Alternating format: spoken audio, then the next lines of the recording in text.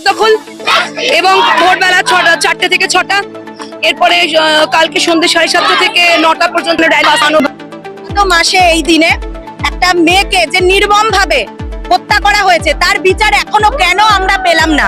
কেন তথ্য প্রমাণ লোপাটের চেষ্টা করা হচ্ছে? কিসের জন্য এখনো সবাই ঘুমাচ্ছে? আমরা কি জানতে পারি এখনো কেন এটার দোষীরা, কেন প্রকৃত দোষীরা শাস্তি পেল না? এটার জন্য আমরা যে প্রতিবাদ করছি, এই প্রতিবাদ চলছে এবং চলবে যতদিন না প্রকৃত দোষীরা শাস্তি পাবে। যত বিচার দেরি হবে আমাদের লড়াই আরো বড় হবে লড়াই।